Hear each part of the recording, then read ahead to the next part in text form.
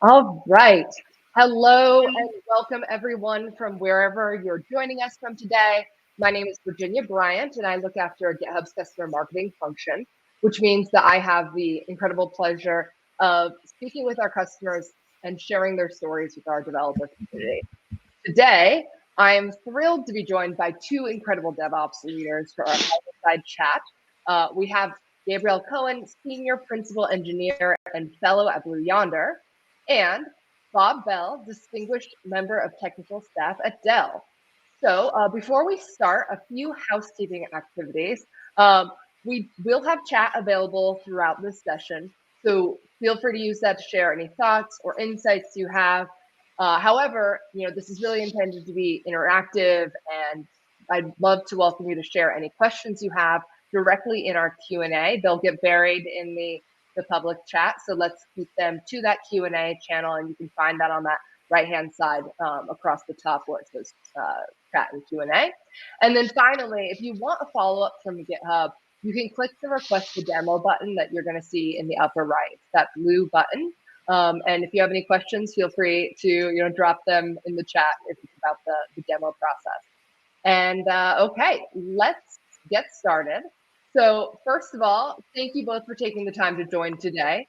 Before we dive in, Gabriel, for folks who aren't familiar with DevOps, who are joining us today, or maybe are less familiar, would you kindly explain what DevOps really means and how it varies from, say, an agile methodology?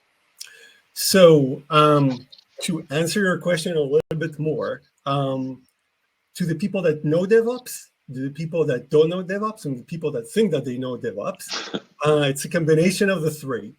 DevOps is the amalgamation of building and deploying and operating solutions, mainly around software, and it can be extended to others. What DevOps is not, because there is a lot of confusion out there. DevOps is not a team. DevOps is not a tool. DevOps is not dev and ops. These are not two different things. It's like saying that a carpet is a car and a pit is nothing to do one with the other. DevOps is a culture. Is a culture that was described in literature and the industry and is being practiced. It's a live culture. No pun intended, that takes the three ways. So Jez Humble and Gene Kim were talking about it quite a bit. The three ways are a state of flow.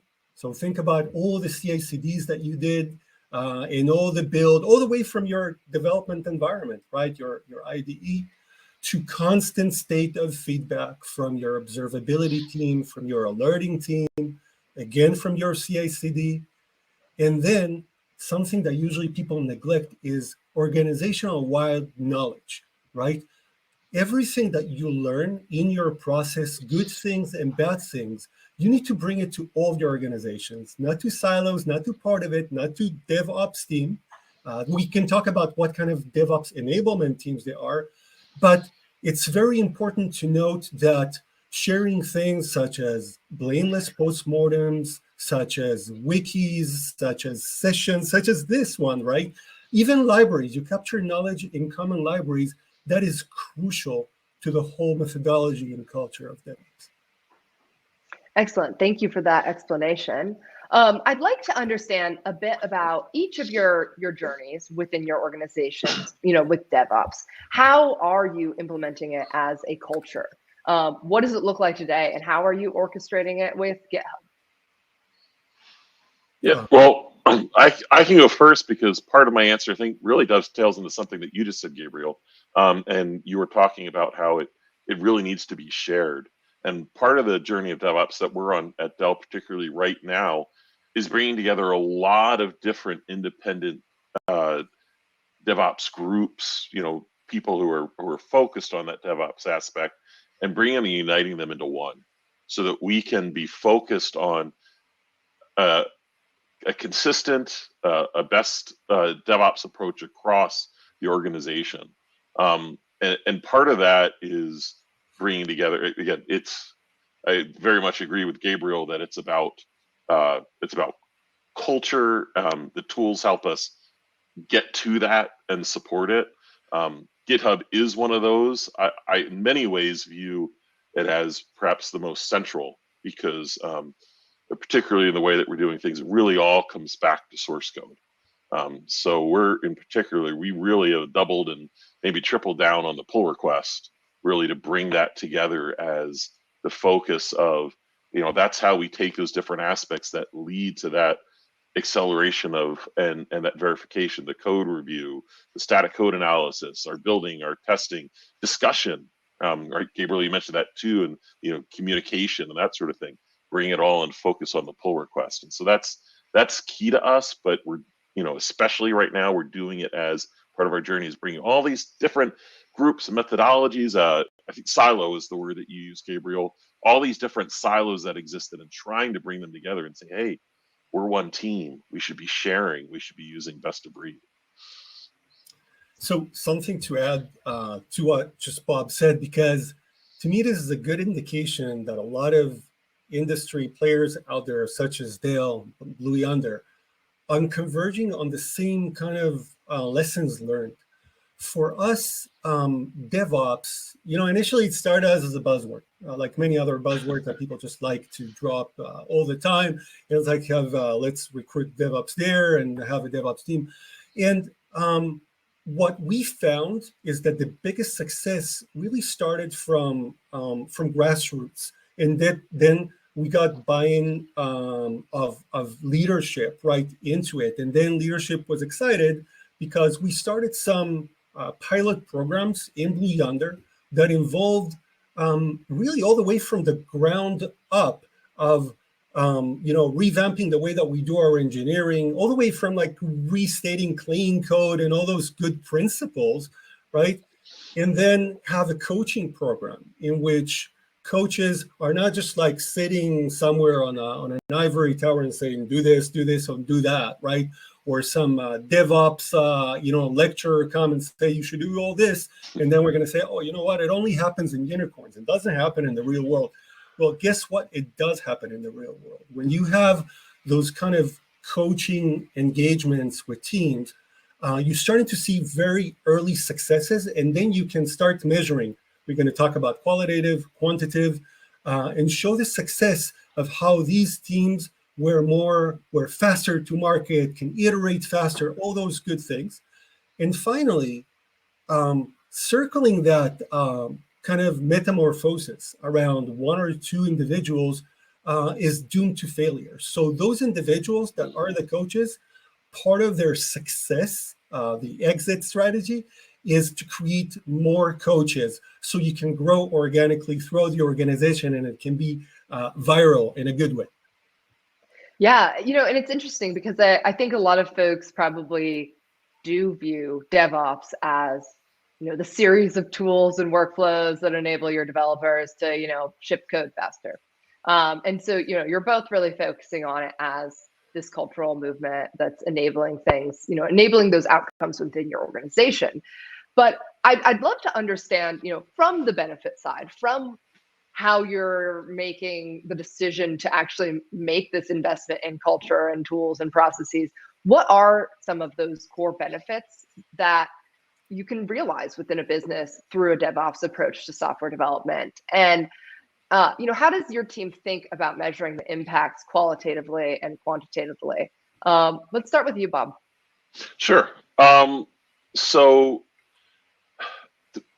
one of the main benefits, I think maybe perhaps it's a little bit low level because or first order, and it cascades to second order benefits, is the rate of feedback.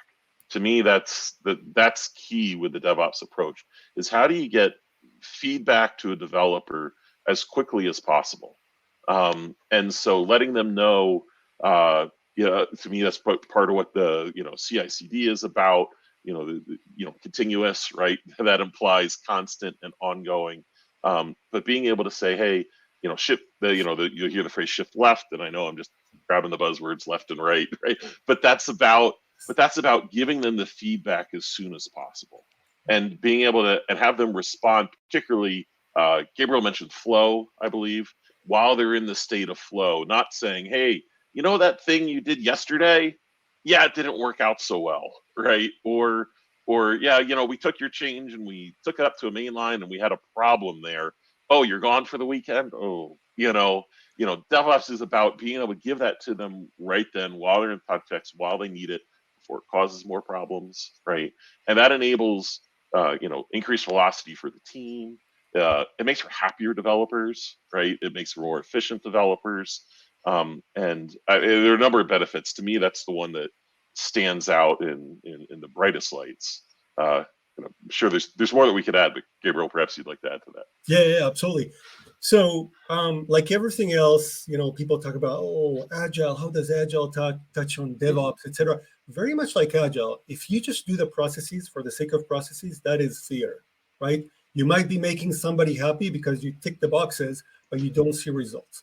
What we want to see at the end of the day are more, increase the value stream of the company, the ability to put our competitors on their heel by saying, you know what, I have a constant state of flow, I have constant feedback, I can learn very fast. My developers are seeing this process of CI/CD as a delightful process, and they're engaged all the time. They build it, they own it, so they operate the services, the microservices or otherwise that they build.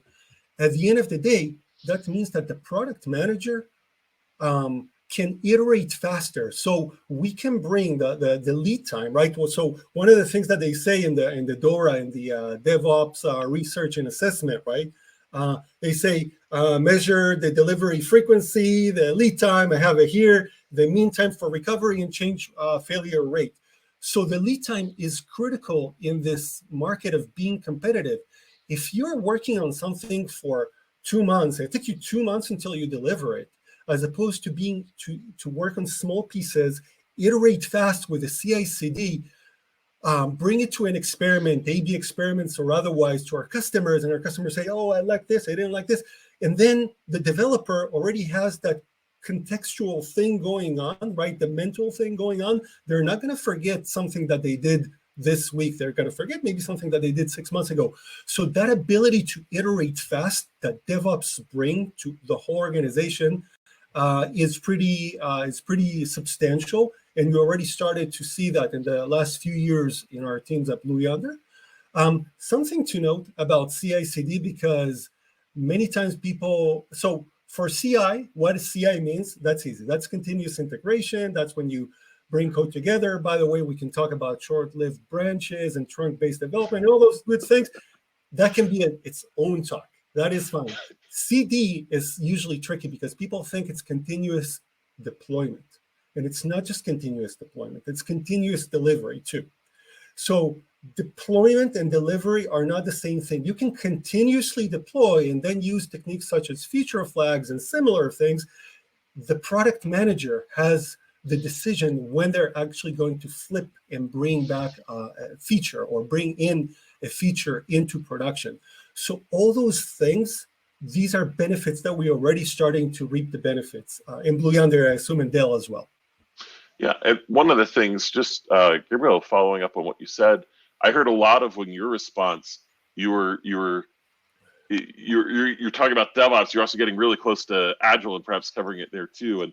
And Virginia, you led off with DevOps and distinguishing from Agile, and while they are distinct, they're very complementary, right? And that's where I think when you start talking about one, it often will lead into the other.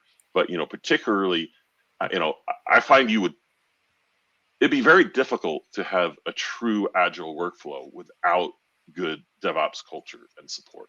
And so I think that the two come together, very Agile and or very complementary. And as we talk, I think we'll, sometimes maybe slip a little into one, but just because of how complementary they are. That makes a ton of sense. And thank you for sharing that. I'm curious, I heard mention of the DORA metrics, as well as the more ephemeral, developer happiness and things that are so critical to a team and so critical to the business outcome ultimately, because your people are your product. However, how are you really thinking about these specific metrics, and what are you measuring when you're trying to determine the success of your investment in DevOps? Right. So, Bob, if you don't mind, I'll go ahead. next. We have both ways of looking at DevOps and measuring it. So we are doing on an ongoing basis a review of our teams of their maturity in DevOps. I call it the crawl, walk, run, kind of phases of a team. And we have very specific criteria. What does it mean?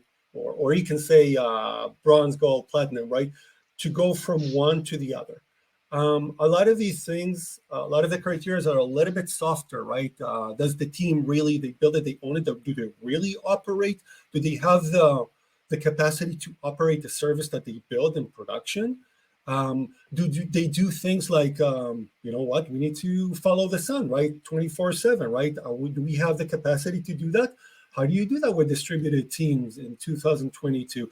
So we measure all these things. So there are independent folks, usually peers from other teams, that will review how a team is progressing.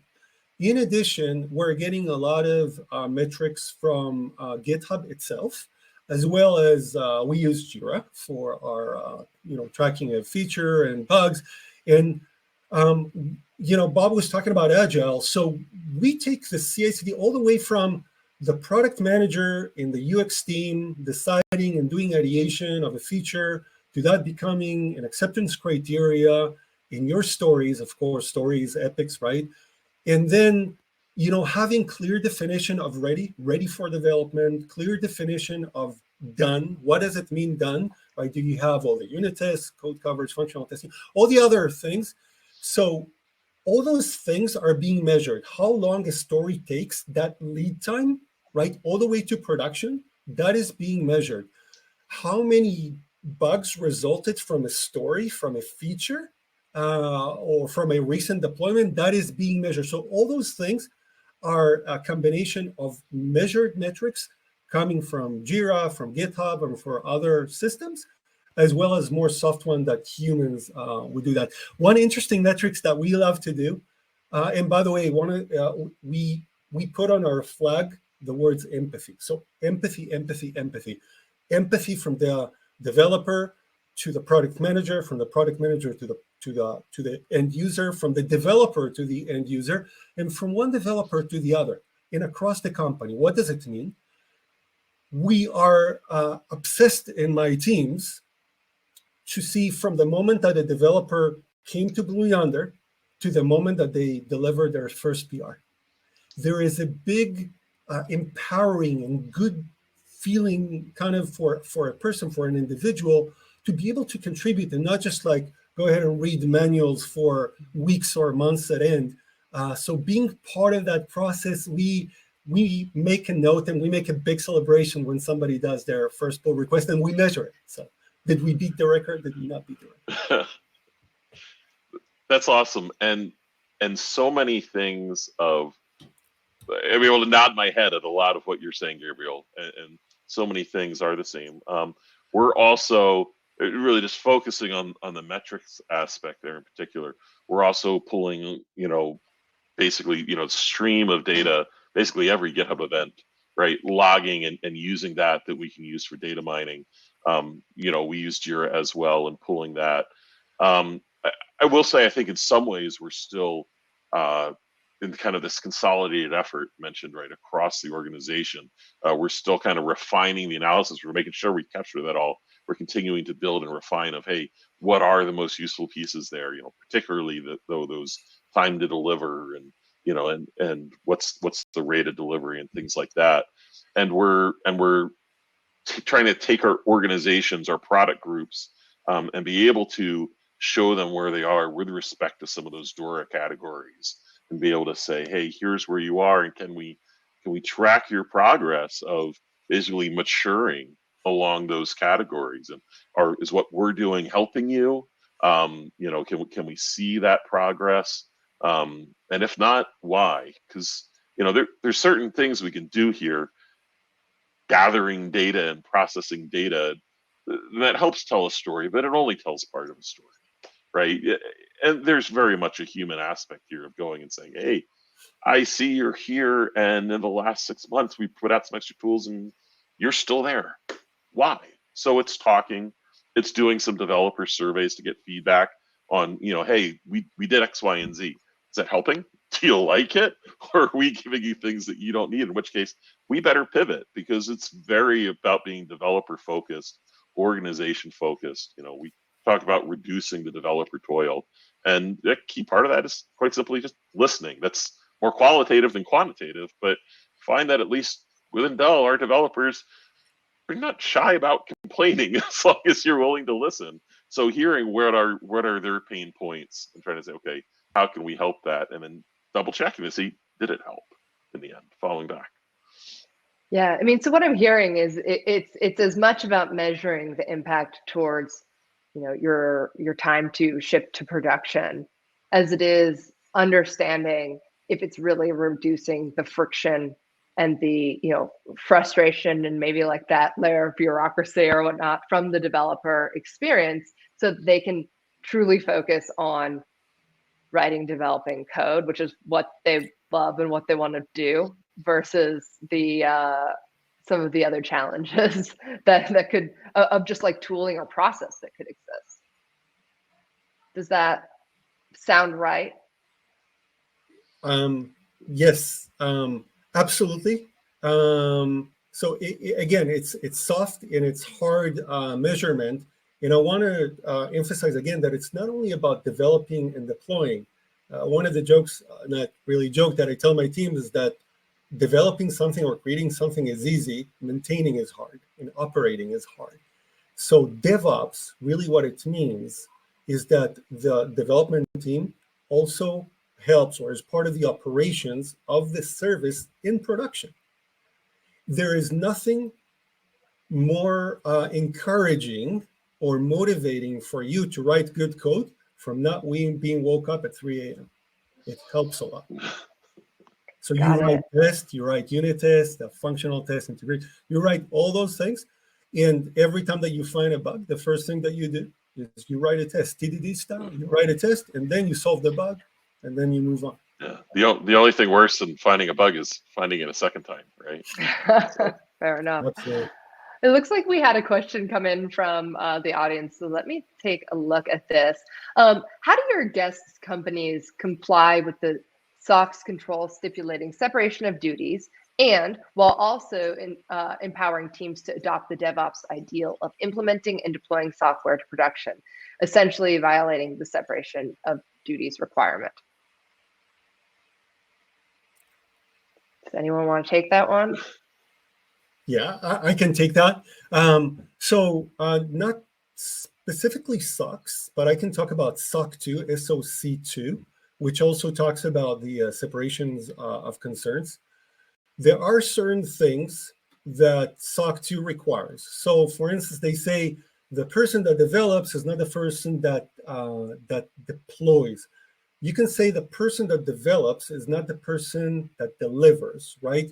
You can deploy, you can continuously deploy, but using feature flags, etc., and gates along the way, a product manager and operations can give a thumbs up.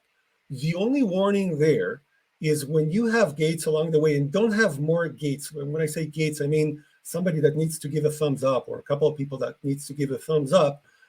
Make sure that you don't create too much drift. So raise alerts when you see too much drift going on between, let's say, dev environment, test environment, and your production environment. If the drift is starting to be too big, alert that is a risk. So you can still create some separation. For instance, a developer directly or by default will not have access to databases in production. Why? Because there's personal information there potentially, and a lot of sensitive information that the developer might not be even equipped to handle.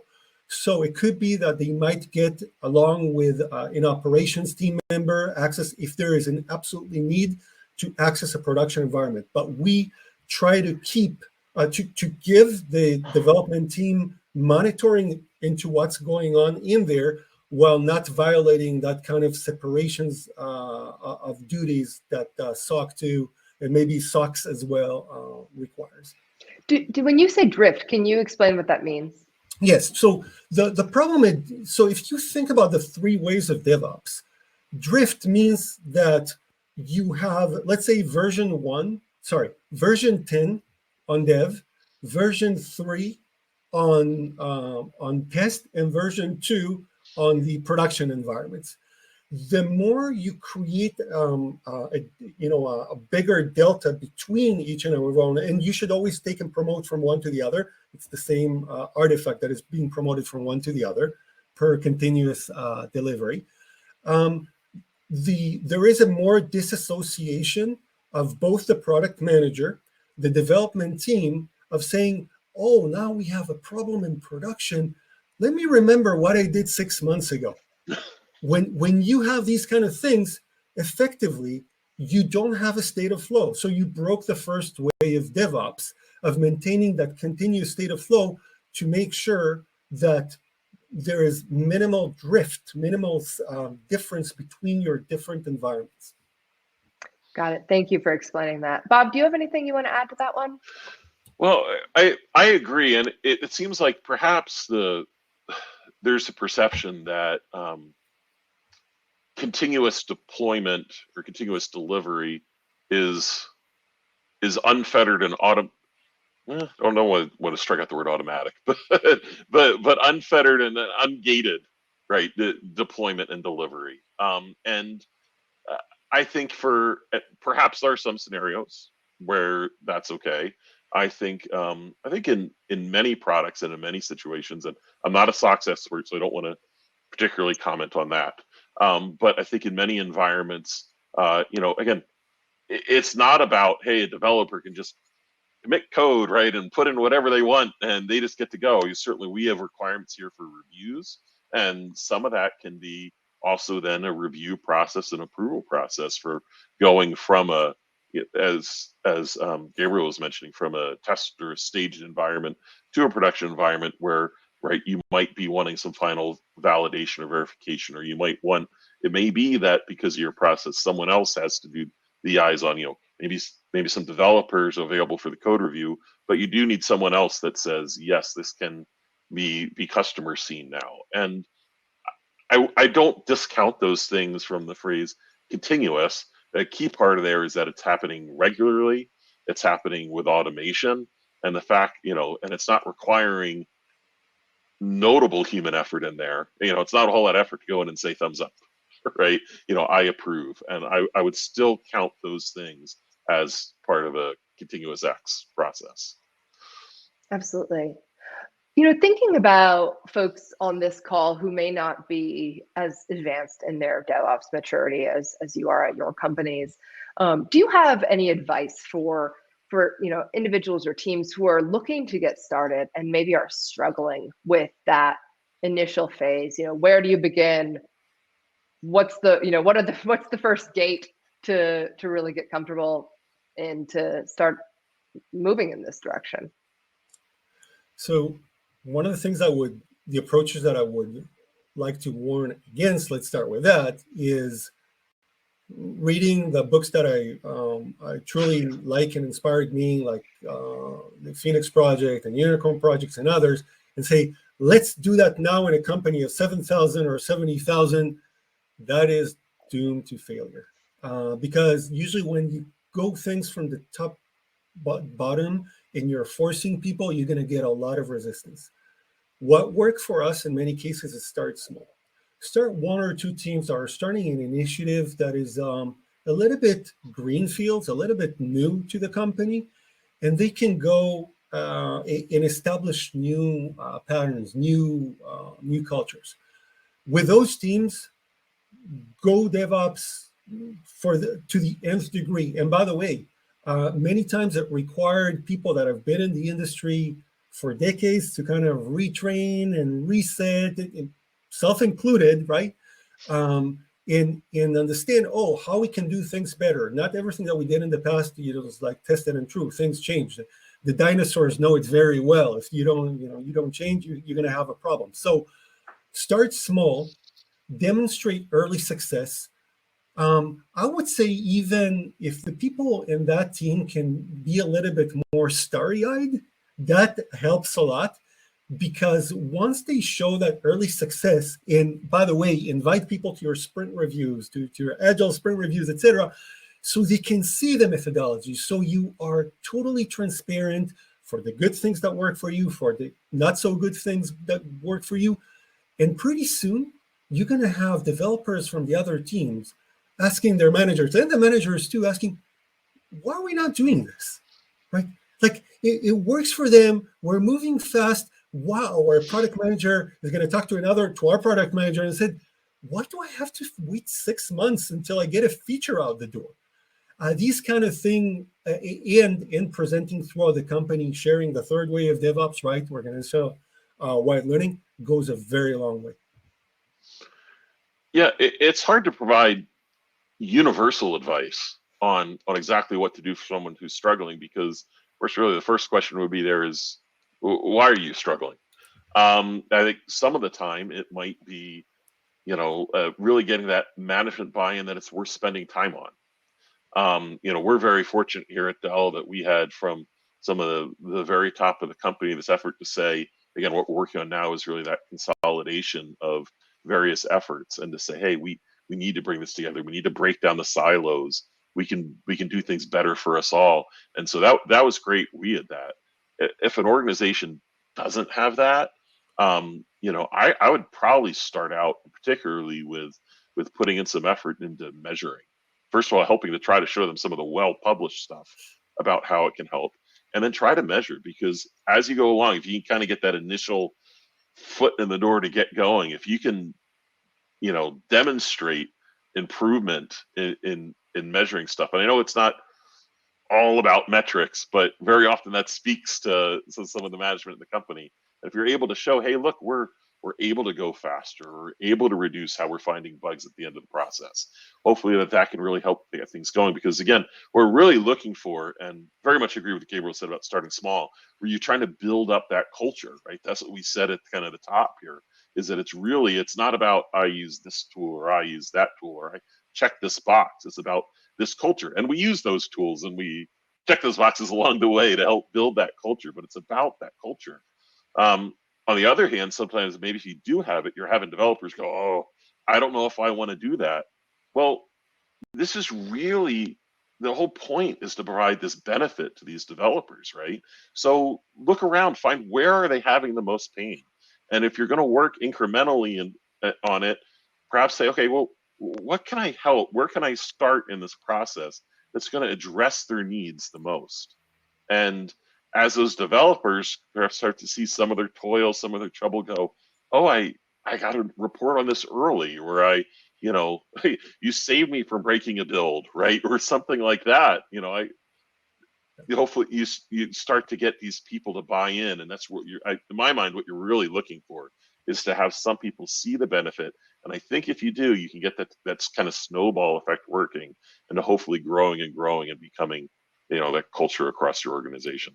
Yeah, I love that. And, we have some great questions coming in. I want to ask one more that I think will tee us up for one of our audience questions. But what do you think about the movement from DevOps to DevSecOps? Bob, do you want to start? Yeah, well, I know Gabriel's got some opinions on this one too, but I think we're aligned in our opinions. So sure, I don't think it's a movement to and from, right? And at Dell, and I know that this may be distinguished from Gabriel, we're actually forming some DevSecOps group, but it's not separate. It's not to from. It's part of our DevOps team. It's a focus that we have. In fact, we're already doing some DevSecOps, and we're just looking to have a person and perhaps a team that can take that security as part of their focus, as part of the larger organization. But it's not about saying, okay, you guys do DevOps and you guys do DevSecOps, right? Or anything like that. It's saying, no, security is a part of DevOps, right? And it's about bringing some of that security focus. And in fact, one of the things we're working with other parts of the organization on right now is it's not something we do at the end. We don't have a product. We developed it, tested it. It's got great features. A number of our products are things that aren't continuously delivered. We do have some services like that. We have other as many people probably know, servers and products that we ship. So they occur at a more separated cadence, months apart.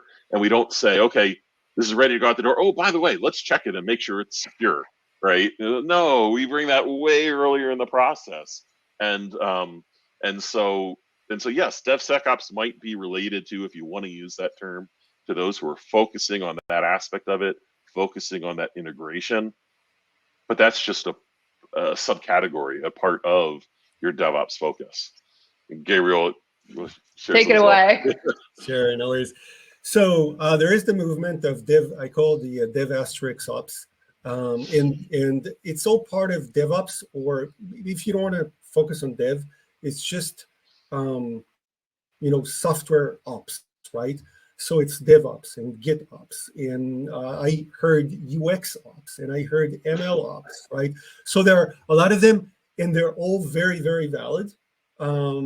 They're all part of the movement that DevOps, Bob, you mentioned before, shift left and shift right. So if people don't know what it means, shift left and shift right, usually when you look at a chart, right, or a diagram of delivery, it goes from ideation on the left all the way to delivery, right? And when people are talking about shift left, it means that something that was later on in the process, you're moving it a little bit more to the beginning of the process. And shift right is exactly the opposite, in which something that was at the beginning, let's say development, you move it a little bit more to the delivery side of the process, or to the ops. And this is exactly what DevOps is about, including DevSecOps. So what does it mean? It means that the developers need to be aware as quickly as possible, even in their IDE or when they did a push to a pull request, a PR, that they have something wrong going on as far as security, right? So that means maybe they're exposing an injection vulnerability. Maybe they introduced a third-party vulnerability. Maybe they committed a token in there that they shouldn't be committed, and you should know it as quickly as possible. We don't want to wait until we get further down the line to find that out, and then it's kind of like we need to go like upstream, which is really, really expensive as far as process is concerned. Our security team, which I would consider a DevSecOps in Blue Yonder, is not a huge team. It's reasonable size for a company our size, but they can't scale to be in every single team in every meeting. So we have the concept of security champions that are meeting on a regular basis, that are led by our security teams. These security champions are part of the development teams and the delivery teams and ops teams in Blue Yonder, and they exchange ideas all the time. Their role is not to write security in the team. Their role is to make sure that security cross-cutting concerns are being addressed on a regular basis. They're like the cheerleader of security out there. Them, along with the security team in our development support team, we can talk about later, they're all were in charge in collaboration with the dev team to bring all these tools, including GitHub Advanced Security, that allows us to spot really early potential vulnerabilities in our code. So they have SAS, right? So static analysis. And it allows us to see whether we have a token that we committed. These are a lot of very new capabilities that we have with DevSecOps that we didn't have in the past. So effectively what happened is that security shift to the left, right? And we have early reviews of development. So we're not going to get to the end and said, oh, your whole architecture was totally insecure. So we have all these things going on. And again, third way of DevOps, we constantly share development or organizational-wide learning, constant feedback, second way of DevOps, and third way of DevOps, the CI/CD, that includes a lot of the DevSecOps tools. So security becomes the responsibility of every developer from the impetus of the project, instead of something that, the historic old maybe approach of developers throwing work over the fence, security researchers throwing it back 6 months later, and everybody resenting one another. Yes, we call it the wall of confusion. There you go. There's a great question I think that dovetails nicely with this. which is, when you start introducing the organization to CI/CD and start hooking static code analysis and unit test coverage into that, you'll hit a mountain of issues. And then you're stuck with the question, can we ship or not? How do you handle this situation? Is this referring to, do we think this is referring to the fact of, that you're detecting all of your latent issues, I suppose? Yeah, that's how I would interpret it as well. Sort of, you've turned on GitHub Advanced Security, and oh goodness, there's a lot there that we need to remediate moving forward. How do you kind of triage that, and how do you get to a state where you have a high level of confidence in your ability to go to production? I think one of there are two aspects there. One is to really focus on no regressions, right? Is that as pull requests introduce changes, is to say, if I at very least have a baseline, how do I make sure I never slip from that baseline? And you work that down. Now, as far as the other latent issues that you're testing things for the first time, I don't know, that might be the equivalent of, I don't know, shining a black light in your hotel room or something and saying, maybe I didn't want to know what was here, but now that I know, what do I do about it? I think that's got to be a little bit more of a personal decision for those teams. Obviously, I would work on prioritization, right? Of saying, hey, what are critical? And if I turned on, GitHub Advanced Security for the first time and found out, wow, look at these massive vulnerabilities we have, I would probably tackle that as my number one thing across the organization. And I should be glad that I know. But there are probably other things that you might be able to say, hey, we've lived with, that number doesn't necessarily need to be 0. But again, no regressions, and working and saying, if I never regress and I'm working, then hopefully I'm taking that down over time. Gabriel, you have any experience with that? Sure. So on a regular basis, because, these are the fine books, and then there is reality. So yes, like you said, you shine the light on the hotel room. So we're running into this all the time, especially with new tools, Virginia, like you mentioned. This is tied a little bit to the maturity that I talked about before. Part of the criteria of the maturity is to say, given the definition of done, the pie in the sky that we have, 100% code coverage, no vulnerability, no top vulnerability, no medium vulnerability, all these things, you have to make sure from the get-go, as the leaders that are helping do this transformation, that you make it attainable. The worst thing that will happen is that the teams are just going to say, you know what, the heck with this. We just give up. We give up, it was better to be in ignorance. We're just not going to do it. So what? We did it before. It's really important to engage, to acknowledge we have a problem, but you know what? No big deal. Let's start categorizing the problems. The one that now that are, if you don't address them, the way I say it in Blue Yonder is they're going to cause you to be on the Wall Street Journal headline for one of two reasons. Either you were hacked, that is a big no-no, and B, you're taking for a ride to mine Bitcoins, right? Make sure that these two at least don't happen. These are the top ones. You don't, the company, kind of image in the company, kind of like the report that he has out there in the market is critical. You can't allow yourself to do that. So you have all those things. You set up and you say, you know what? First, have a CI/CD. Many times, teams like developers deploy from their machine. That is not recreatable. That person is on vacation tomorrow, or heaven forbid something worse, right? That person cannot. A whole team is now down and cannot do anything. So make sure that you have CI/CD. Make sure that the whole team has access to that CI/CD. Make sure that you do pipelines as code. Everything as code. Pipeline as code. Configuration as code. Infrastructure as code. All those things. Why? Why do we do things as code? Because when you do things the GitOps way as code, it's all auditable. It's all reviewable. You can do PR. So everything should be there. So You set up the criteria, different level of criteria. You have CI. Next step, 10% code coverage. You reach 10% in 1 month, ratchet it, like to quote one of my colleagues, ratchet it up a little bit. Now, let's see how you can do with 20%, 30%. If you're going to try to go from nothing to 100% code coverage or to zero vulnerabilities, high, medium, or low, you're just going to lose the whole organization engagement on this move. Yeah, that makes a ton of sense. It is that crawl, walk, run philosophy that makes this manageable and understood and attainable. It's better to build on a strong foundation than to try to, put the roof on first, right? Thinking from the audience again, a question around, can DevOps be successful in an environment where systems are monolithic and tightly coupled?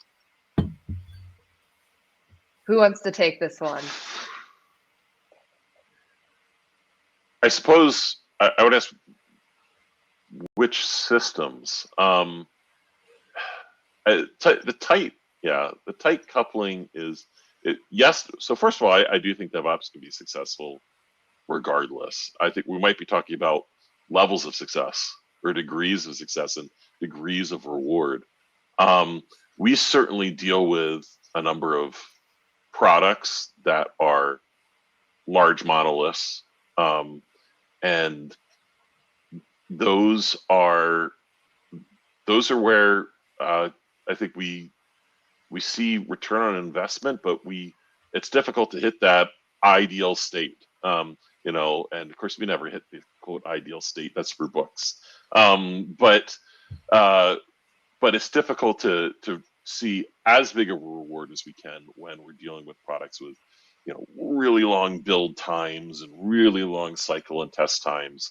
But one of the things that we can do there, and in fact that we are doing, is to be able to get in there to apply our DevOps methodologies, to apply our continuous integration. Often those things want a continuous deployment. They may not be full delivery there unless you're talking about delivery to test. And working in those environments to say, okay, because by the way, we're talking about products that have existed for 15 years, maybe, right, and that sort of thing in these cases, and to say, okay, we're in the door, we're measuring, we've got build times, we've got cycle time, we've got delivery times, we're on some common infrastructure on how we can do this. Now let's see how can we iterate? Can we take that chunk and break it out so that when we change that chunk, we can focus on just building that, just testing that, right? Without having to say, oh, we've got a big monolith here that we can't view any better. Basically we get our foot in the door. I think we can get some benefit from that monolith, and then it enables us to be able to work and to be able to say, hey, can we go to a little bit more of a modular architecture here so that we can treat things, and because as we can break down into some more reasonable sized chunks, we're able to then iterate that much more quickly because we don't have to worry about the monolith with every small change. Sure. So to me, I like to compare many times companies to people, and in this case it's transformation to DevOps or transformation in just wellness, right, or exercise, right? So, let's say today you're a couch potato, right? You're not doing anything. And you're saying, for me to be successful in, DevOps is like for a person to be running a marathon or an ultra marathon. No, it's a spectrum. There are a lot of things along the way that you can still do.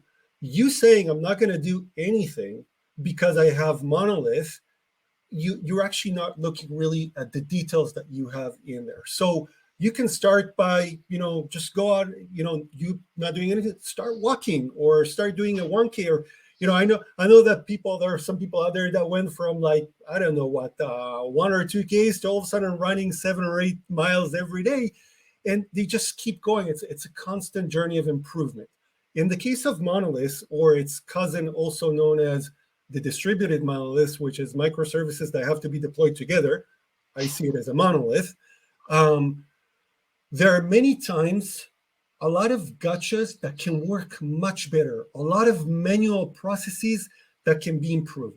Example, people that build on their local machines, or people that insist on running their own CI/CDs because they can think that they're in whatever domain they're doing, right? They're, in our case, it's supply chain management. And they decide, you know what, we can write CI/CD better than GitOps or any of the other SaaS providers out there. Not likely. That's not your focus in life. So focus on these kind of things. Delegate something that is not your core expertise to people that can do it better. Yes, it's not like GitHub has zero downtime, like we're working through it, but I can tell you that whether we knew it or not, internally, our CI/CDs, our Jenkins has probably had much more. And now I don't have to worry about that. Now the developer can say, I'm going to take my monolith, write a CI/CD. That CI/CD is code, can be reviewed with others. And now my build, every time that somebody does a PR, that can be built on GitHub, right? Things like that. The other one is don't store things like binaries in Git. You're not supposed to do that, right? You have artifacts management out there. I know that GitHub has GitHub artifacts, right? Use that and then use immutable artifacts and then reuse them and version them, etc. So even if you're doing monoliths, there are still a lot of things that you can make your life much, much easier. And just by saying, you know what, I can't do the marathon, I'm not going to do anything, I think that is a mistake. So start somewhere, start building a plan, slowly getting there. You're eventually going to create, with the food comes the appetite kind of thing. So you're going to create the appetite for more and more changes, including potentially restructuring your old monolith into using strangler patterns and other things into microservices potentially in the future. You know, we've spoken a lot about DevOps from a cultural side, and you know some of the principles of bringing security left and whatnot. But you know, there is a tooling component to a successful DevOps culture. So can you tell me a little bit about how you manage the tech stack for your DevOps practices, and you know any just tips or best practices that you would want to share with our viewers? Why don't we start with Bob? Sure. So one of the things that we have, again, one of our focuses on consolidating, bringing things together, because we didn't start that way, right? And so we focus on definition of what we call our North Star tools, which is to say, hey, we want to bring the organization around expertise and focus on, you know, consistent use of these tools, actually just consistent, use of the tools. And then we have now followed back through with, okay, now the application, right, of those tools, because it's one thing to say that, okay, at least we're all on GitHub. It's another thing to say, well, we're using it, you know, with some consistency. We're all using pull requests. We're all putting information in of our, you know, from our testing in, you know, seeing that in the pull request, right, and things like that. And to do that, and so this is a little bit more cultural again, perhaps, but we actually had a cross-organization forum, right, to bring folks together and focus, because one of the things again here is there's people, and if you've got to tell them you have to start using X or you have to start using Y, they're going to say, I don't want to, you know, and so to really bring people together across the organization to make sure that voices were heard as we develop these tools, and to see, hey, you kind of see why we're doing it. And then on a more technical aspect, there's also, right, coupling of these various tools, and actually, or connection of these various tools, actually trying to avoid coupling.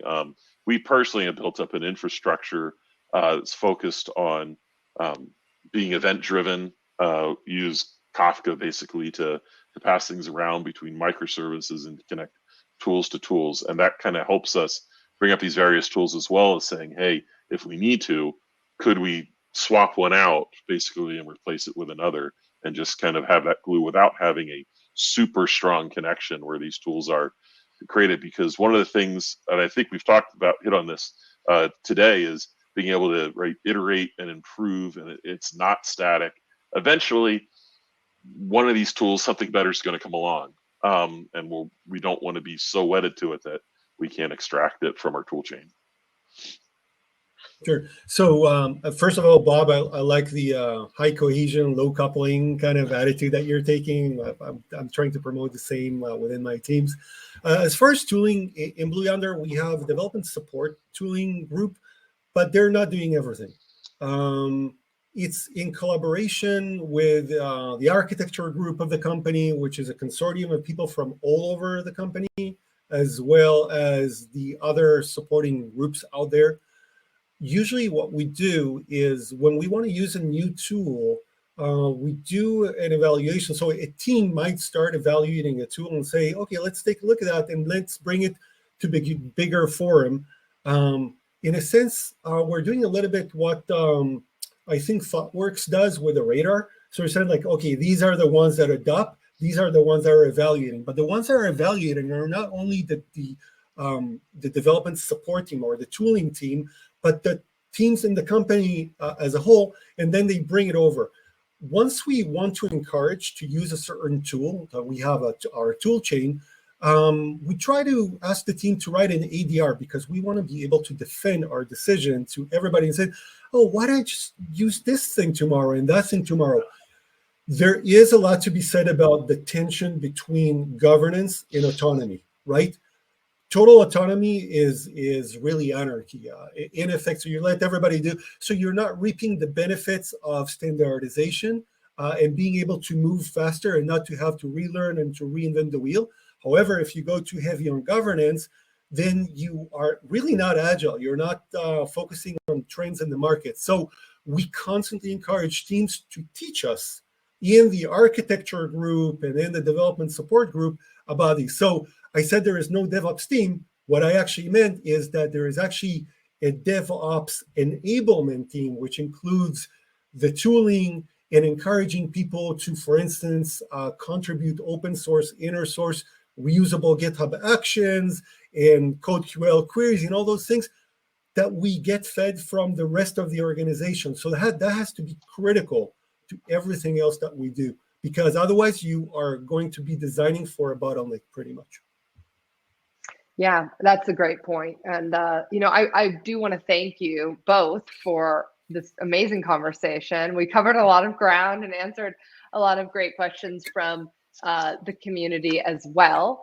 I did want to let folks know that, if you have additional questions and you want to speak directly with someone at GitHub to help you answer those, do feel free to hit that request a demo button.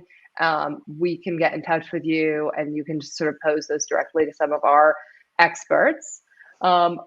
Otherwise, Gabriel or Bob, do you have any other closing remarks that you wanted to make before we head off? And there is a survey up for the folks on the audience. I'd love to have you just take this little quick questionnaire. Let us know how we did. Let us know how the conversation went today and if this was valuable for you so we can continue to bring you the most thoughtful content moving forward. So I can take the question on that closing arguments, so to speak. Nobody has the answers. They know that. There is no some prophet somewhere that has all the answers. It's a consortium. Go out, go to meetups, learn from GitHub, from YouTube, from other places. See what works for you. You always feel like you're like a snowflake. You're different than others, so you shouldn't change. You're not that different, to quote Fight Club, right? Make sure that you see what you can always change. Bring it to others. Work with other people, and don't create bottlenecks in your company. Eventually, that change will happen because just people are going to see the benefit. Over to you. And I think, as we said before, work incrementally. Right? Don't feel like you need to. You're a failure if you don't, run that marathon right away, as Gabriel put it. Work incrementally. Get some benefits. Let that snowball build. And I think that you'll find yourself in a before too long. Might take some time, but before too long, in that culture, as people are seeing and reaping the benefits, they'll want to continue, right? And they'll want to develop more. Excellent. Thank you both. Join us for our next session on April 27th, 11 a.m. Pacific time, 2 p.m. Eastern time. We hope to see you there. Take care. Take care. Thank you. Bye.